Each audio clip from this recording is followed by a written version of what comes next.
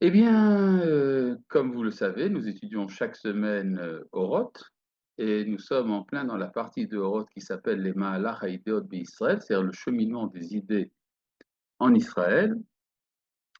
Et là, nous étions dans le chapitre Gimel, dans lequel commence une analyse de l'histoire concrète d'Israël. C'est quoi une histoire concrète? C'est la différence, c'est l'histoire après le désert. C'est-à-dire, le temps du désert est un temps théorique, c'est un temps où rien ne n'agit sur l'histoire universelle. Israël vit un peu dans sa chambre nuptiale avec la présence de la Shekhinah. Donc il y a un accord complet entre ce qu'on appelle l'idée nationale et l'idée divine. Elles se rencontrent bien, mais après intervient l'entrée en Eretz Israël. À partir du moment où on entre en Eretz Israël, on rentre dans l'histoire politique, l'histoire économique, et alors c'est là que commence la décadence. Et cette décadence n'est pas immédiate, elle est progressive, elle continue pendant tout le temps de la conquête, puis le temps de l'époque des juges, et puis après on arrive au temps finalement du roi Salomon, où il y a presque presque un accord retrouvé entre les deux idées, avec cette différence que, alors qu'au temps du désert, on peut dire le soleil et la lune, c'est-à-dire l'idée divine et l'idée nationale avaient la même couronne, pour reprendre l'expression talmudique, pendant le temps du roi Salomon, Shlomo, c'est ce qu'on appelle Kaima Sihara Be'ashlemuta, terme employé, terme emprunté au Zohar, c'est-à-dire que la lune est pleine, mais la lune n'est pas équivalente au soleil. Elle reçoit toute sa lumière du soleil, mais n'est pas encore équivalente au soleil. Et cela a une conséquence très grave, c'est qu'en fait, l'accord entre les deux grandes idées, l'idée divine et l'idée nationale, se faisait uniquement au niveau du klal, au niveau de la collectivité. La grandeur du royaume du roi Salomon était une grandeur qui ne concernait pas l'individu. D'ailleurs, on en a une illustration très claire, c'est que juste après la mort de Shlomo, la première chose que fait le peuple, c'est de lapider le ministre des Finances. C'est-à-dire, si ça allait tellement bien, économiquement parlant, au temps du roi Salomon, la dernière personne qu'il aurait fallu lapider, c'était bien le ministre des Finances. Or, c'est lui qui est lapidé, ça veut donc dire que le peuple souffrait sous la pesanteur, sous le joug du royaume de Shlomo, et ça veut dire également que Shlomo pensait qu'il pouvait tout, tout régler, tous les problèmes de l'humanité à travers son palais. Mais donc l'individu dans son village, etc., n'est pas concerné, mais alors les individus étaient ouverts aux influences de la culture extérieure. La culture extérieure de l'époque était extrêmement barbare et primitive, c'était le paganisme dans tout ce qu'il a de plus grave, avec toutes les abominations que faisaient les païens. Et donc, ça a commencé à aller mal. Autre remarque du Rav Kook, c'est avec ça qu'on a fini la dernière fois, c'est qu'il y avait quand même une étincelle de spiritualité, pourrait-on dire, dans les nations de l'époque, qui était représentée par ce qu'on appelait la divinité de telle ou telle nation, les divinités de Ammon, de Moab, de Édom, des Phéniciens, des Araméens, des Égyptiens. Mais, dit le Rav Kook, cette spiritualité était suffisante pour alimenter, pour allaiter, pourrait-on dire, la vie spirituelle de ces nations qui, de toute manière, n'étaient pas faites pour rester longtemps dans l'histoire. Mais ça ne pouvait pas, disons, subsister, ça ne pouvait pas alimenter, ça ne pouvait pas pourvoir les besoins d'une nation aussi grande que celle d'Israël. Donc, ce qui fait que lorsque Israël s'est alimenté aux sources spirituelles des nations de l'époque, ça a entraîné une très grande chute. Je lis ici, dans la troisième ligne à partir du haut, quand il dit Ava lo yachla les sapek et atzorech haruchani chez la goy gadol ve'aïta nazé, ça ne pouvait pas satisfaire les nécessités spirituelles de ce grand peuple, vivifié, chez Koach Hayav ou Koach Hanaki, dont la force de vie est gigantesque. Vezerem chefetz levavo meofrik shotav, et dont le courant de désir de son cœur et l'élévation de ses sentiments, makbilim, sont à mettre en parallèle leumat arichut yamav avec la longueur de sa vie, ve'ashpa'ato akabira al tevel umloa, et son influence importante sur le globe et tout ce qu'il contient. ואשר נפשו כבר התרחבה מהשפעה רבת זיו של אורה אלוהית אדירה, et qui a déjà eu l'occasion d'élargir son âme en rencontrant la lumière divine suprême, il parle ici donc de la révélation du Sinaï, שכבר זרחה עליו בשפעת אושרה בימי עלומיו, qui a eu le temps de briller avec abondance au temps de sa jeunesse. Et qui alumine, c'est alumav. Alken yarad az yerida nora. Et c'est la raison pour laquelle ce peuple est entré dans une décadence terrible. C'est-à-dire ce qui pouvait très bien suffire aux Cananéens ne nous suffisait pas à nous. Mekor harayon haElohi anissa dalal v'charapo. La source de l'idée divine suprême s'est affaiblie et s'est desséchée en lui. Mitochen harayon haleumi, du contenu de l'idée divine Shelo, qui est la sienne, Maboua Hamoussar Hadal Lefakot, la source de la morale a cessé de s'épancher. C'est-à-dire que venait un temps où l'identité nationale n'était plus une source de valeur. Hod Atzilut U'am, la splendeur de sa noblesse s'est obscurcie. Et l'idée nationale a cessé de donner son fruit. Israël, et Israël est devenu comme une vigne de verjus. C'est-à-dire que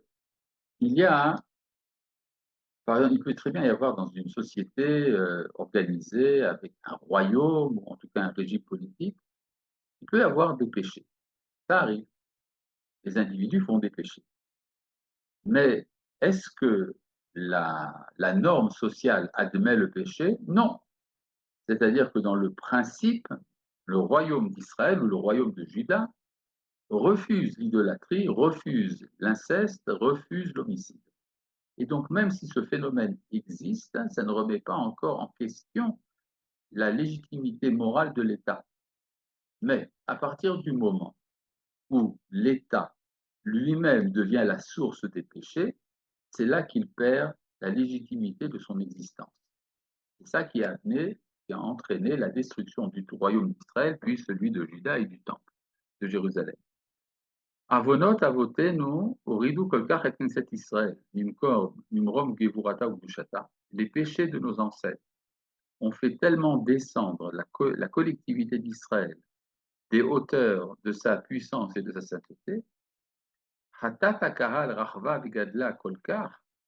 la culpabilité du public est devenue tellement grande, et l'idée nationale s'est éloignée d'une façon extrême de l'idée divine. Le déluge des défauts est monté jusqu'au cou. Vous voyez donc que le Rav Kook ici reprend en quelques phrases toutes les admonestations des prophètes d'Israël. Donc dans cette situation-là, Kol en basar lo yachla kvar leakir klal et haroshem anishar me'ashpa shel haidea elohit al hatchuna elohit aprouva v'mduldelet.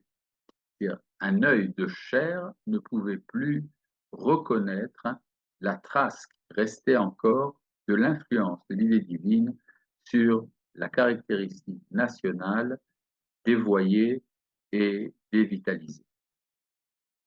C'est-à-dire, quand un observateur aurait pu voir à l'époque le royaume d'Israël et se dire, il n'est pas différent de tous les autres royaumes, il est même pire.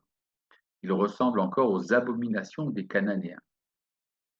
Hayehu Shamar Hazé, ce désespoir amer, Olid Belev Navi et Arayom Hayom Vadoker a engendré dans le cœur d'un prophète l'idée terrible et perçante Shel Ha'avirem Be'uma Acheret, fait-les passer à une autre nation. C'est-à-dire, c'est le prophète Oshéa, celui qu'on appelle en français Osée. Il a effectivement une position très osée. Il propose à Dieu de remplacer le peuple d'Israël par un autre peuple. Ce n'est pas écrit en toutes lettres dans les paroles du prophète, c'est écrit dans la Guémara. En effet, la Guémara raconte un dialogue entre Dieu et le prophète. Il lui dit, c'est dans le traité de Pessahim, il lui dit, tes enfants ont péché. Banecha Hatou. Réponse du prophète, ô maître du monde, le monde entier t'appartient, fais-les passer à une autre nation, c'est-à-dire remplace-les par une autre nation. Et alors, le Talmud, qui ne manque pas de sens de l'humour, dit que Dieu s'est dit à lui-même, que vais-je faire de ce vieillard? Et alors il lui donne l'ordre, et ça c'est écrit en toutes lettres dans la Bible, d'épouser une prostituée.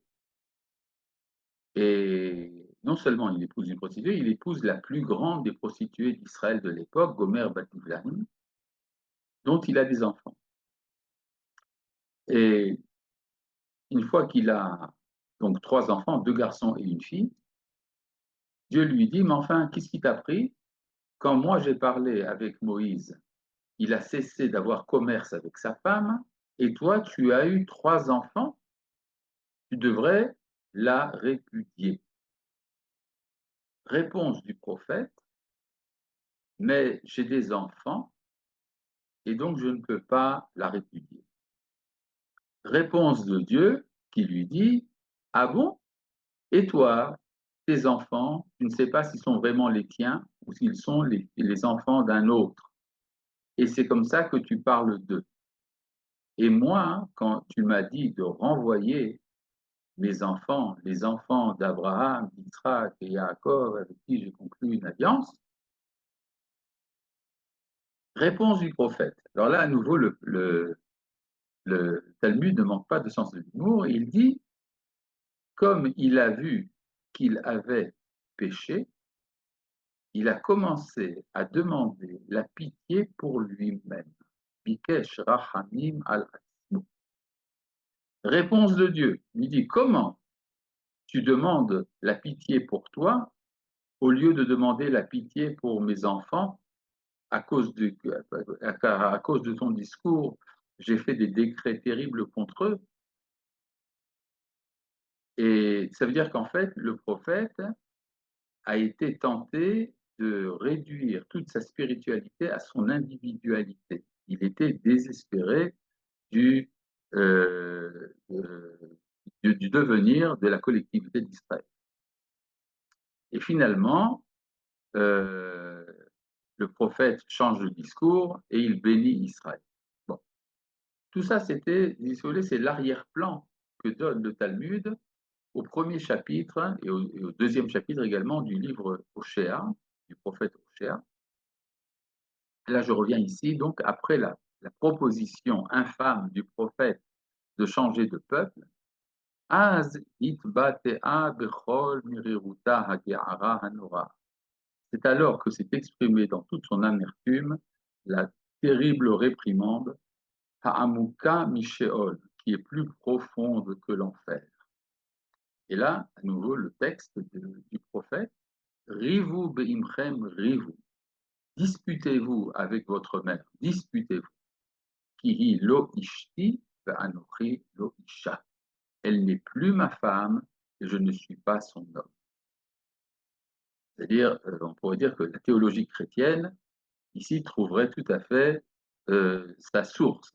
C'est-à-dire, si Israël fait des péchés, donc Israël ne mérite plus d'être le peuple de Dieu, il doit être remplacé par une autre nation. C'est ce qu'a pensé le prophète et c'est ce que Dieu exprime à travers la parole du prophète. Aval, mais, les Mahamakim, dans l'intériorité. Bemakom she'en ha'in gam shel kol navi v'tsofe sholetet shama, dans l'endroit où même l'œil même d'un prophète ou d'un visionnaire ne peut pas atteindre, lo umam bechol ze azik ha'eloi ha'acharon. Cependant, la dernière étincelle divine n'a pas été amoindrie.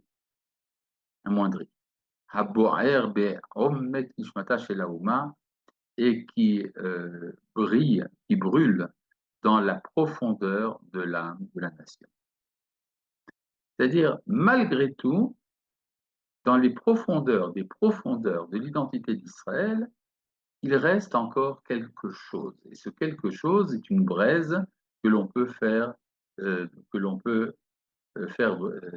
brûler et réchauffer. Pourquoi c'est comme ça? C'est parce que, comme on l'a déjà vu, l'identité nationale d'Israël est dès son départ liée à son Dieu. Et donc, ça ne peut jamais être totalement séparé malgré toutes les décadences et toutes les tentatives. La fin doit absolument arriver. Et la caractéristique divine intérieure, se réveillera de son long sommeil, après que s'épuise la force artificielle des tendances, Yelidot, Atrifot, Achitsoniot, produites par les influences extérieures chez le Biltitiviot et Israël qui ne sont pas dans la nature d'Israël. C'est-à-dire, si vous voyez dans le peuple juif et l'adoption d'un discours qui vient de l'extérieur et qui contredit les valeurs fondamentales d'Israël, ne vous en faites pas. Ce n'est qu'extérieur, donc ça ne peut pas être éternel. Et là, nous avons à nouveau la conclusion dans le prophète Oshéa, toujours le même, Ve'haya bayom ha'u ni'um Hashem. Et ce sera en ce jour, parole de l'Éternel, Tikrei ishi, tu m'appelleras mon homme. Velo tikrei li od ba'ali, tu ne m'appelleras plus mon mari. Bon, pour comprendre cette expression, il faut comprendre qu'il y a ici un jeu de mots. Le mot Baal, qui veut dire le mari, représente, et ça veut dire également le propriétaire, ça veut dire qu'il y aurait une sorte de suprématie de l'homme sur la femme. Ce mot Baal est également le nom de la divinité cananéenne qui était majoritairement adorée dans le royaume d'Israël. C'est-à-dire les enfants d'Israël à l'époque, les Hébreux, rendaient un culte essentiellement au Baal. Et donc, ce que dit Dieu à la communauté d'Israël, tu redeviendras ma femme et je ne serai plus ton Baal, je serai ton Ish. C'est-à-dire, l'expression Baal, en fait, est mal faite, parce qu'elle exprime une sorte de domination de l'homme sur la femme, alors qu'en fait, c'est un couple. Et dans le couple, il y a un amour mutuel qui fait qu'il y a Ish et Isha. Pour le Rav, ce verset signifie encore beaucoup d'autres choses, c'est repris dans d'autres textes, quand le Rav nous dit que la manière de comprendre la divinité en tant que puissance, en tant que force, est nocive à la connaissance véritable de Dieu. Si vous voulez vraiment connaître Dieu, vous devez avoir une relation de sympathie mutuelle entre le Créateur et la créature. Il y a ici une remarque, mais les autres peuples prétendants se hâtent en général d'édicter d'autres préceptes, en rupture totale ou partielle avec la Torah. C'est vrai. Continuons donc le texte. Vehasiroti, je continue dans cette citation du prophète, Vasiroti et Shemot Abe'alim Mipiha. Et je ferai disparaître les noms des Baal de sa bouche. Velo Izacheru Od Ishmam, ils ne seront plus mentionnés par leur nom. Alors, le Shemot Abe'alim, les noms des Baal, vous savez qu'il y a plusieurs Baal. Chaque ville avait son Baal. Mais ça veut dire également que la manière de connaître Dieu en tant que le plus fort, en tant que la force suprême, tout cela est également à supprimer, c'est également une forme de Shemot Abe'alim. Et je conclurai avec eux une alliance en ce jour, Im Hayat Asadeh, avec les animaux des champs, Im Of Hashamayim Veremes Adama, avec les oiseaux du ciel et les reptiles de la terre. Ça veut dire une sorte de réconciliation non seulement entre Dieu et Israël, mais entre l'homme et la nature. L'arc, l'épée et la guerre seront brisés de la terre. Vishkaftim, la bêta, ils pourront se reposer en sécurité. Verastir li leolam, je te fiancerai pour l'éternité. Verastir li betzedek ou mishpat bechesed uvrachamim, je te fiancerai par charité et justice, par grâce et par miséricorde.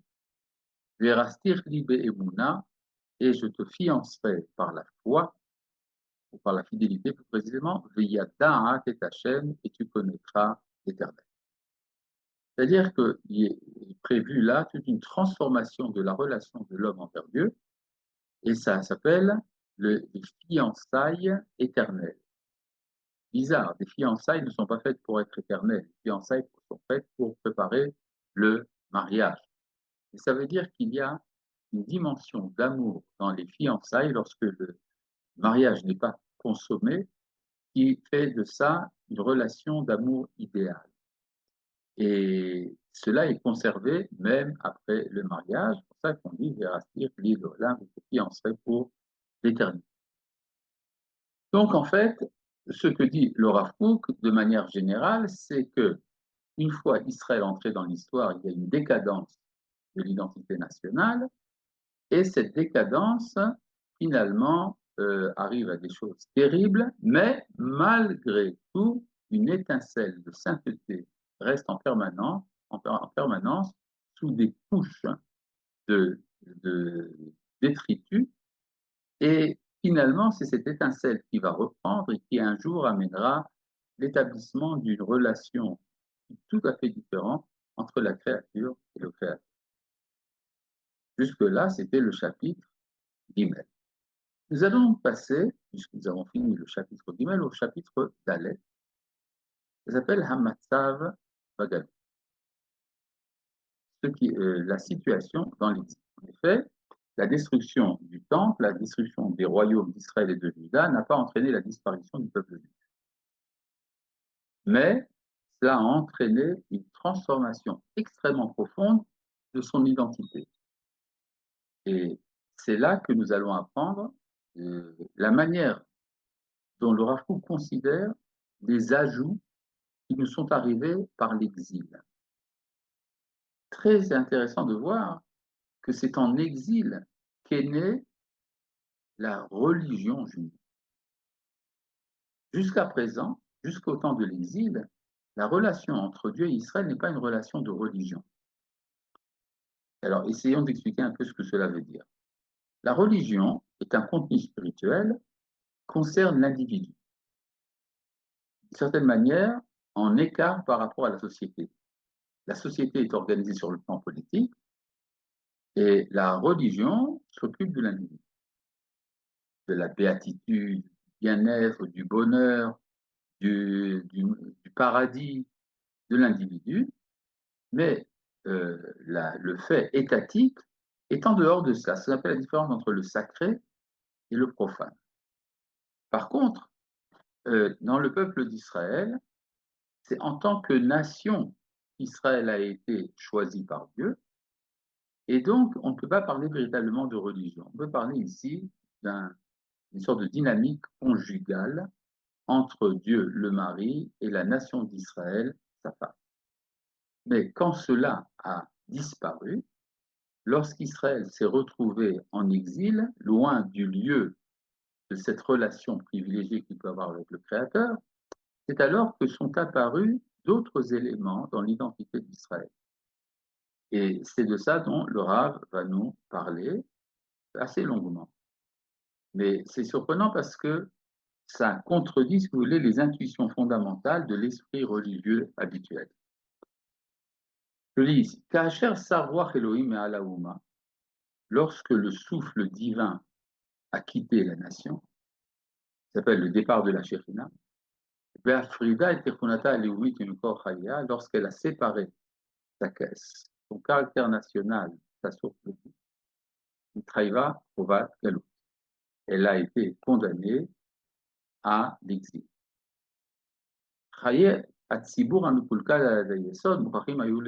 La vie publique détruite, détériorée jusqu'à son fondement, devait absolument être abolie. Yachad Tziviono Amamashi, en même temps que son caractère pratique, ainsi que les enracinements mauvais qu'il avait enracinés dans le cœur des individus,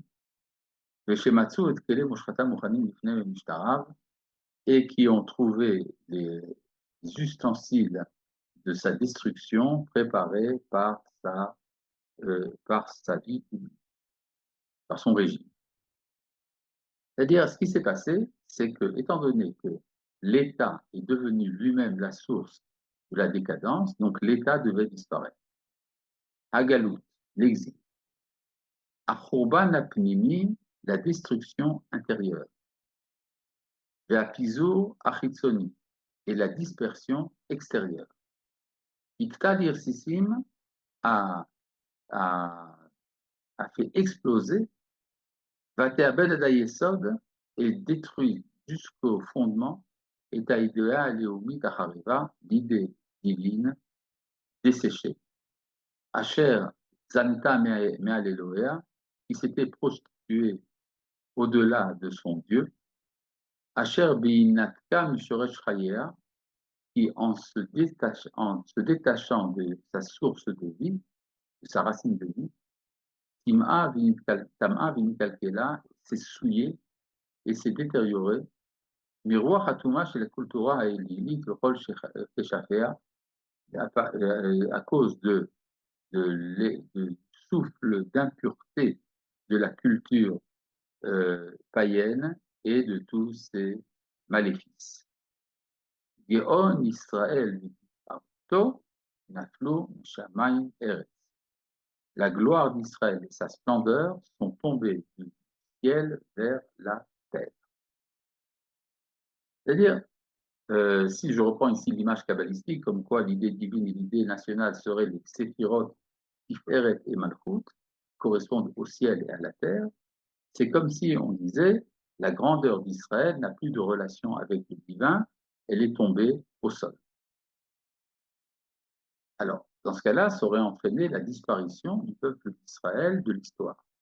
Aval, mais, Haïdea Elohid, Haïdea Léoumid Israélite, l'idée divine et l'idée nationale d'Israël, Inan Kol Kach Matimot Zolazo, sont tellement en accord l'une avec l'autre, de sorte que dans chacune des deux se trouve la racine de l'autre. Et là, bon, le Rav explique, l'idée nationale contient malgré tout dans l'intériorité de son intériorité quelque chose de l'idée divine, c'est-à-dire l'État d'Israël, par exemple, même quand il tente d'être laïque, a toujours une référence, par exemple, à la Bible.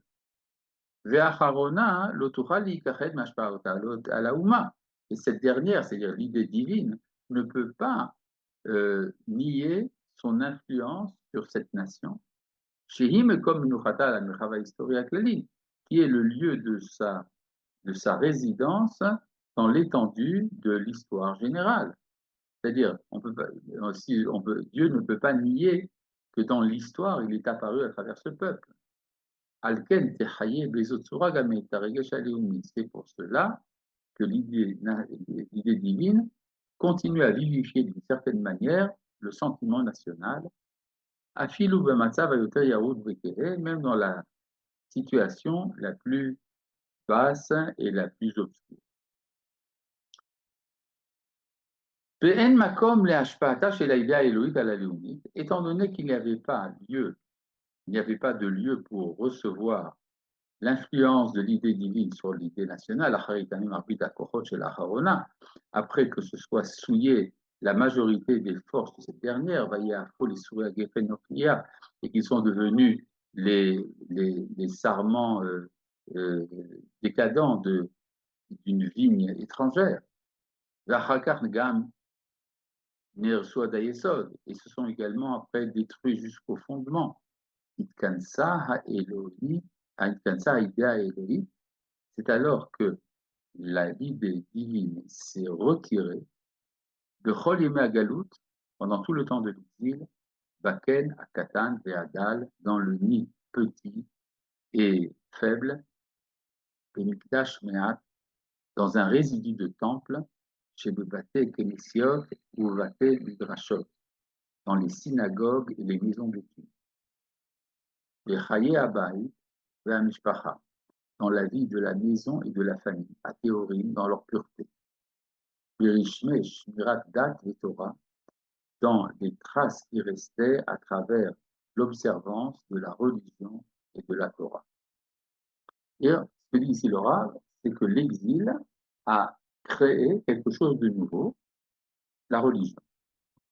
La religion avec tout ce qu'elle a de protecteur, c'est-à-dire la synagogue, la maison d'études, la table du Shabbat, le bain rituel, la cacheroute, tout cela crée un monde qui n'existait pas auparavant. Donc, on peut dire qu'il existait, mais il était englouti dans la grandeur de la nation. Et tout cela, finalement, a pris de l'importance parce que c'est ça qu'il restait. Erkam shel ele ou betor tzionim bagola. La valeur de ces choses-là, ce sont des indications pendant l'exil. Stridim midavar she'aya chay v'shalem, des restes de quelque chose qui était vivant et entier, she'atid lichiyot, et qui un jour revivra, bishlemut, dans sa perfection, et shuv Hashem et shevut amo, lorsque Dieu ramènera les captifs de son peuple. C'est-à-dire, ce que dit le Rav, c'est reprendre une expression du prophète Jérémie qui dit Atzivilar Siouni, fais-toi des indicateurs. C'est-à-dire, quand le prophète voit que Israël va partir en exil, il dit gardez des souvenirs. Et c'est ces souvenirs-là qui vont vous permettre un jour de revenir. C'est quoi les souvenirs? D'après le Midrash Sifri, très grande autorité parmi les Midrashim du Talmud, c'est les mitzvot que nous accomplissons pendant l'exil. Le lieu des mitzvot, ce n'est pas l'exil. Le lieu des mitzvot, c'est Eretz Israël. C'est là que les mitzvot ont tout leur sens. C'est-à-dire, c'est là qu'elles ont toute leur envergure en tant qu'accomplissement de l'identité nationale, dans ce qu'elle a de rapport avec l'identité divine, avec l'idée divine. Mais pendant le temps de l'exil, on pourrait se dire, tiens, les mitzvot n'ont rien à voir. Il y avait un philosophe du nom de Baruch Spinoza qui dit que d'après lui, la Bible ordonne aux enfants d'Israël d'accomplir les mitzvot uniquement en Eretz Israël et pas pendant le temps de l'exil. Il dit c'est très simple, parce que quand on lit la Torah, on voit très bien que c'est la constitution politique du peuple hébreu sur sa terre. Et donc ça n'a pas de sens en dehors du pays. De ce point de vue-là, il a tort. Le prophète Jérémie dit que Spinoza a raison dans le principe, mais dans la réalité, il faut continuer à accomplir les mitzvot pour ne pas les oublier lorsque nous revenons. C'est ce que dit expressément le Sifri, repris d'ailleurs par Rashi et par Nachmanides Ramban dans leur commentaire sur la Torah. C'est-à-dire que les mitzvot en Kutzaret, elles ne sont pas à leur place, mais elles ont un sens. Elles permettent de revenir. Je vais vous donner un exemple, une petite parabole. Imaginez qu'il y a lors du temple de Salomon, quelle était la notion de cache-route par rapport à l'exil? Eh bien, pendant le temps de Salomon, c'était ce qui faisait la différence entre Israël et les nations. C'est ça la différence. Dit les traits mina je vous ai séparé des nations, liotli, pour que vous soyez à moi. Il ne s'agit pas de l'individu qui doit faire attention si son voisin mange cachère ou pas. C'est quelque chose qui concernait la collectivité. Revenons donc à notre idée. Imaginez par exemple une famille, un groupe, une tribu d'Esquimaux qui habitent au Groenland, où il y a beaucoup de glace. Un beau jour, ils se font kidnapper par des pirates et les pirates les jettent sur les bords du désert du Sahara. Bon, ils sont très malheureux, surtout qu'ils ont été exilés, en hébreu igloo, et igloo otam, c'est on les a exilés, et donc ils sont très malheureux d'être loin de leur glace chérie. On va savoir que faire à partir de maintenant. Certains d'entre eux diront, bon, ben, puisque nous sommes exilés de nos glaces, eh bien nous allons devenir des bédouins dans le désert, et ils s'adaptent tout à fait à la vie bédouine, ils oublient leurs origines. Mais il y a un autre groupe parmi eux qui dit, nous n'avons pas perdu l'espoir de revenir un jour. Alors pour ce faire, ils continuent à s'habiller avec de la fourrure, à se déplacer avec des luges en plein désert et à construire des igloos de sable. Alors, arrive un visiteur, il dit, mais ils sont complètement toqués, ils sont fous, ces gens-là. Ils se comportent de manière tout à fait inadaptée aux nouvelles conditions dans lesquelles ils vivent. Oui, mais s'ils comprennent qu'ils font ça justement exprès, ils ont un comportement anormal pour revenir à ce que eux considèrent comme leur normalité, c'est-à-dire revenir un jour au Groenland, alors ça a un sens. De même, les mitzvot en Hutzlaaretz. Vous savez que quand on fait une souka en Lituanie, alors pour entrer dans la souka, il faut d'abord dégager la neige. On voit très bien que la mitzvah de faire une souka correspond à un climat tout à fait différent de celui de la Lituanie. Mais malgré tout, on a continué à faire des soukottes, même en pleine neige, parce qu'on ne voulait pas oublier qu'un jour on allait revenir en Eretz Israël. Et donc, dit le Rav, בוודאי אי אפשר היה להיגלות באומה. Pour tout ça, il était impossible de manifester dans une nation brisée et éclatée, dans des ossements séparés et dispersés. Dans une nation dispersée dans son exil et sujette aux persécutions et au mépris, on ne pouvait pas manifester la même puissance de l'élévation, de la vision, de l'unité des deux idées accordées l'une à l'autre. Avec la même puissance et la même splendeur que dans les temps antiques, mais qui sait qu'Avod, Marom, Rishon et Komegida chez nous, là où se trouvait le trône de gloire de l'origine, qui était le lieu du temple, lorsque le peuple était sur sa terre. Donc ça, c'était impossible. Petite remarque. Malgré tout, la religion est un lien entre le peuple et sa terre, qu'on soit en dehors ou sur sa terre. Oui, mais si on risque d'oublier que justement c'est à ça que ça sert. On peut penser que le judaïsme finalement est une manière d'être français de confession mosaïque, par exemple. Alors qu'en vérité, les Juifs de Gola sont des exilés du royaume de Judée. Je tiens à rappeler que jusqu'à l'émancipation, jusqu'à la Révolution française, les Juifs de France n'étaient pas considérés comme des Français. ils étaient considérés comme des ressortissants du royaume de Juda sous protection du roi de France. C'est-à-dire que nous nous promenions dans le monde avec le passeport d'un État qui n'existait plus. Ce n'est que lors de la Révolution française qu'il a été décidé par l'Assemblée nationale que les Juifs n'étaient plus une nation, mais une religion. Et donc, c'est en tant que tels qu'ils ont été considérés comme citoyens français.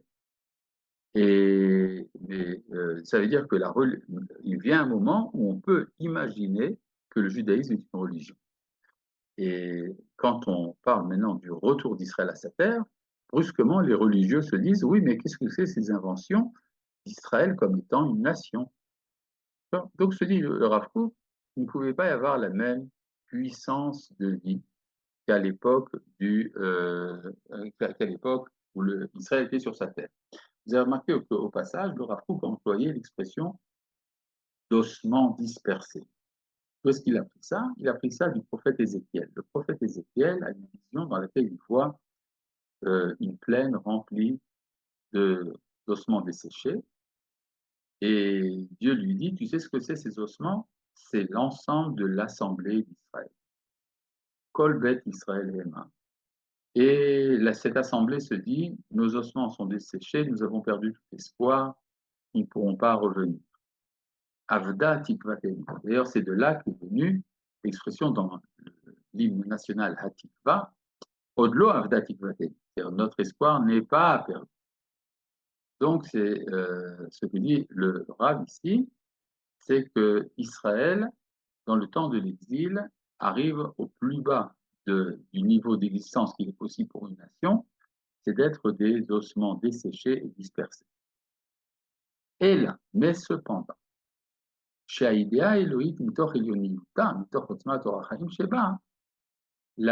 l'idée divine du fait de sa suprématie, du fait de sa puissance de lumière de vie, Dafkahi Yechola Lashiv Ruach Chaim Gam Be'atzamot Yeveshot, c'est elle qui peut insuffler à nouveau un souffle de vie, même dans des ossements desséchés. À nouveau, ça fait référence à la vision d'Ézéchiel, dans laquelle Dieu dit au prophète, est-ce que ces ossements peuvent revivre? Et le prophète dit, Éternel, c'est toi qui le sais. Et alors, il prophétise et il rend la vie à ces ossements. Iraki atzra koach lishmor et nikudat Sion apnimit haïsodit shel Knesset Israël. Et c'est elle, seulement elle, qui a gardé la force de conserver le point de sillon intérieur, fondamental de la communauté d'Israël. Alors à nouveau, ce sont des expressions kabbalistiques.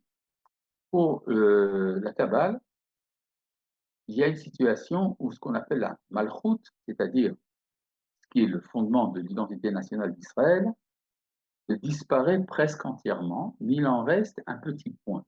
Ce petit point s'appelle Nekudat Sion Aprim, le point de Sion caché à l'intérieur.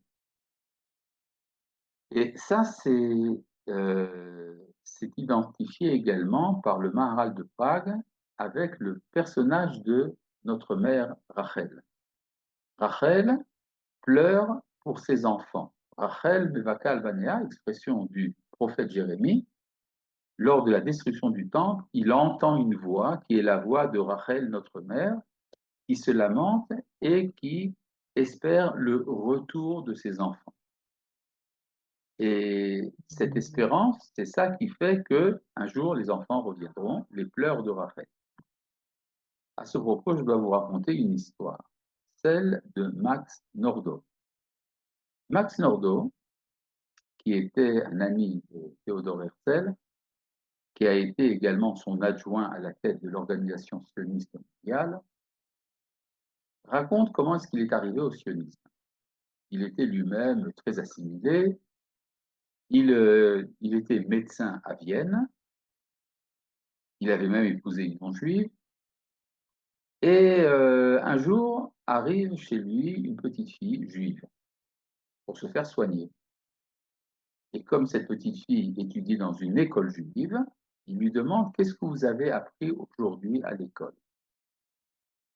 Et Nordo raconte qu'elle lui a raconté la légende de Rachel qui pleure sur ses enfants et qui espère leur retour. Alors Nordo s'est dit, si après plus de 2 millénaires et demi, il y a encore une enfant juive qui est capable de raconter cette histoire, c'est donc que le retour est possible. Et c'est comme ça qu'il est devenu sioniste. C'est intéressant, ça veut dire qu'il a rencontré justement ce point de sillon qui reste malgré tout, même dans la plus grande des bassesses.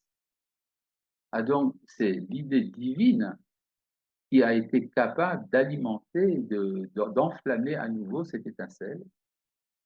Afilu mitzad atruna aleumit shebekirba, même du point de vue de la caractéristique nationale qu'elle a en elle, כדי שתהיה ראויה לקום לתחייה בבוא עת קץ הראוי, afin de la rendre apte à ressusciter au moment de l'achèvement digne. וכמה כואבת ונמוגה כעת הידיעה הלאומית הישראלית. À quel point elle est douloureuse et, et, et disparaissante, cette idée nationale d'Israël. Chez Kol Rememuta Veora Tifarta Burata, parce qu'en vérité, toute son élévation, toute sa lumière, sa splendeur et sa puissance, Midgalim Rak Beofata Milash et l'idée Elohim ne peut se manifester de manière pleine que lorsque l'idée divine la remplit dans toutes ses dimensions. Veinehi Shavta Vinit Alpha les Gamre Mishifut Avdit, et là maintenant, elle va en s'évanouissant complètement à cause de sa bassesse esclavagisante, Bezouya Vinimasa, méprisable et repoussante, mais Ephes Nishmat Chaim, avec lorsqu'il est absence de souffle de vie, Avir la Nishima, sans air pour respirer, ou Mazon et Kiyuma Vamshachat Chaya, et sans aliment pour sa subsistance et la continuité de sa vie. Chadlu hayichidim abzurim lichiot chaye am, les individus dispersés ont cessé d'avoir une vie de peuple. V'achaim haleumiyim im kol argashotem hamitzot ve'adirot, et la vie nationale avec tous ses sentiments puissants et forts, meleot ahod aoz ve'agaon, pleine de splendeur, de puissance et d'élévation, Nishkeru Kemet Milev, sont oubliés comme on oublie un mort dans son cœur. Veraktam Titan chez l'Argashot à Ele, et seulement l'essence de ces sentiments, à noter les Tzadamoussar, orientés vers la morale. L'hydromemut Aruach Vesidur Chaya Chevra, l'élévation de l'esprit et l'organisation de la vie sociale, c'est seulement cela qui a été intégré par l'aspect intérieur caché de l'idée nationale, qui est englouti, enfin inclus dans l'essence de l'idée divine, avec la lumière divine réduite qui restait. Mikdash Me'at, dans un petit temple, c'est-à-dire la synagogue, Shel Chaim Shesh Baem Kiyum Mitzvah Talmud Torah, d'une vie où il y a l'accomplissement des mitzvot et l'étude de la Torah, Nikletu Beota Amida Shekoch HaChaim Amuat, ont été intégrés dans la mesure de la force de vie faible, Anishar Gam Betor Ma'afa la Galout, qui reste même dans l'obscurité de l'exil, Tuchal et Setan Bikablan ou le Kabel Ashparatan, étant capable de les porter et de recevoir leur influence, Begaon Mitzad et Avar, dans le souvenir de la grandeur passée, Venichumim Leatid Bitsipia Lishua, et dans la consolation pour l'avenir, dans l'espérance de la délivrance, les Et Yenachem Hashem et Amo, dans l'espérance du temps où Dieu consolera son peuple, Vegaal et Yaakov et Yeshivo el Naveo, et il sauvera Yaakov et le ramènera dans sa résidence. C'est-à-dire que pendant le temps de l'exil, il reste quand même quelque chose, le souvenir du passé et l'espérance de la vie. Maintenant, qui ressent cette souffrance de l'idée divine? Seulement quelques élus, c'est-à-dire le peuple dans sa vie quotidienne, est relativement satisfait du temps de l'exil. Il y a le train-train quotidien, la grisaille de la vie religieuse bien organisée, qui donne une certaine satisfaction. Mais les grands d'Israël ont le sentiment de la douleur de la chose. Ici, une petite remarque. Le port du streimel et de redingote ou autre marqueur de l'exil pourrait signifier alors l'espoir d'un retour en Europe centrale. Est-ce un anachronisme typiquement religieux et porteur d'un message ambigu? Souvent, oui. Je reprends ici donc dans le texte, Rak Tehoré Neshama, ce sont seulement ceux qui ont une âme pure. Mais Sha'arim et Omek Amachov Vayagonazé sont capables de comprendre la profondeur de cette douleur et de cette détresse. Atzar Aolami Amaki Veakolel Veachoder, la souffrance universelle, globale et profonde et pénétrante jusqu'au détail des détails de la vie, malheureux Améliim Hamat Hashem, qui sont remplis de la colère divine, Shel Perou, d'Advekim, Vatanat Ameorot, de la séparation de ceux qui devraient être ensemble et l'affaiblissement des luminaires. C'est-à-dire, il parle ici, en fait, de, par exemple, la cérémonie du Tikkun Chatzot. Le Tikkun Chatzot, c'est une prière qui est récitée par les tzadikim à minuit. Et dans cette prière, on se lamente à cause de l'exil.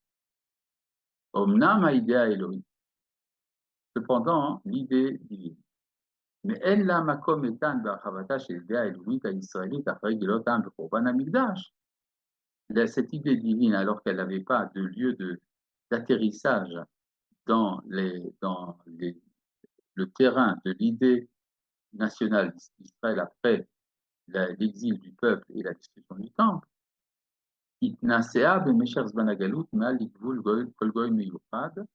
s'est élevé pendant le temps de la galoute au-dessus des frontières de tout peuple particulier. C'est-à-dire, c'est là qu'a commencé, si vous voulez, une certaine influence universelle du judaïsme. C'est-à-dire, de manière paradoxale, pendant le temps de la grandeur d'Israël, il n'y a pas d'influence sur le monde, tandis que pendant le temps de l'exil, c'est là que le judaïsme commence à avoir une portée universelle.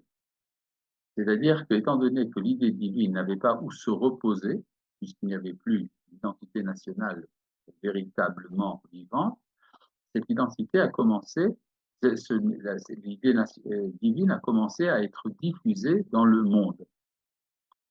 Elle me remet chez Ifat Atzedek Amoussari, dans les hauteurs de l'aspiration à la justice morale.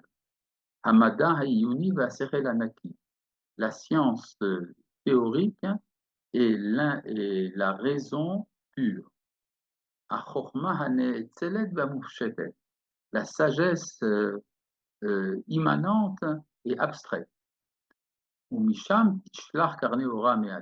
de là, elle envoie quelques rayons.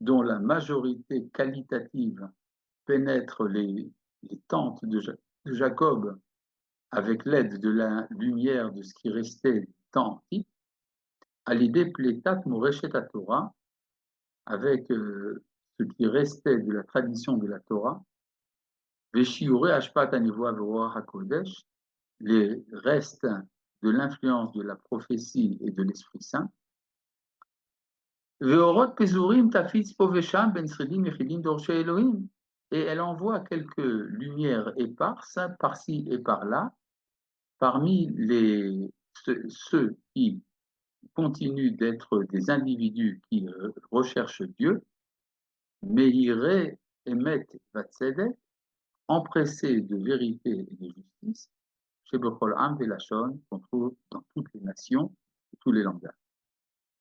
C'est-à-dire qu'il a commencé à avoir des influences sur la pensée universelle.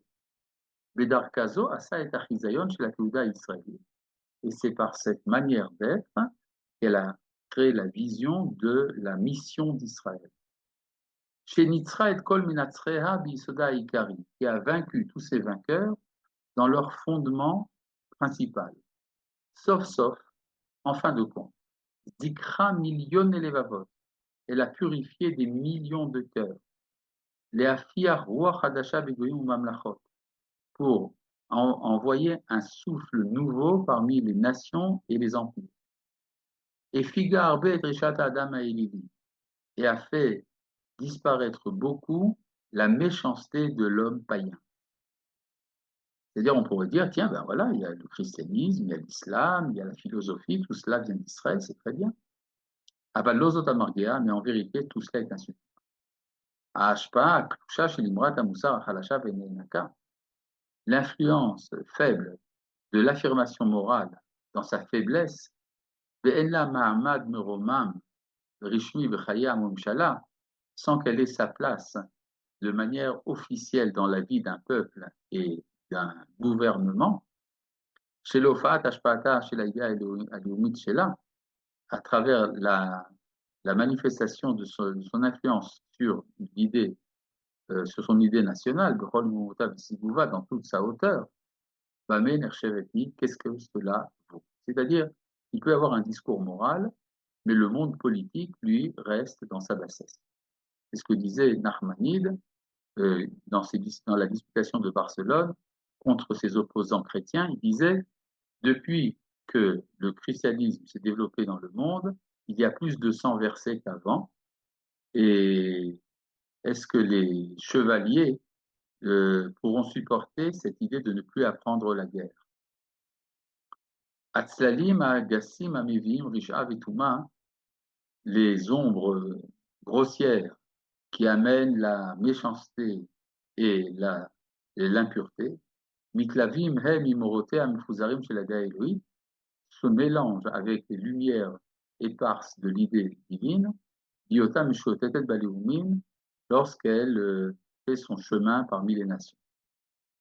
והקרע שבינה ובין האידאה הלאומית שהוא גורם כל המהומה וערבוביה בעולם החברתי והמדיני, et la déchirure qui se crée entre son idée nationale, qui est la cause de tout ce qu'il y a de chaotique dans le monde social et politique, cette déchirure ne pourra se réparer que dans le lieu de leur unité naturelle, Israël, dans le peuple d'Israël, dans sa restauration parfaite et totale dans son pays, lorsque le royaume de Dieu revient à sa puissance. Et ce que dit le Rav Kook, c'est qu'il y a effectivement une influence d'Israël sur le contenu spirituel et de valeur dans les nations pendant le temps de l'exil, mais en vérité, cela ne crée que des complications, des caricatures qui ne pourront finalement retrouver leur guérison que lorsqu'Israël lui-même retrouvera sa plénitude. En tout cas, c'est ici une analyse donc de l'état de l'exil. Il y a un résidu d'étincelles qui reste en Israël et qui permet la jonction entre l'idée divine et l'idée nationale malgré tout, à travers la vie juive. Mais tout cela, finalement, est insuffisant, mais ça remplit quand même une fonction historique importante. Eh bien, je pense que nous avons beaucoup avancé et il nous reste encore la suite, mais ça sera au prochain numéro. Shalom, shalom.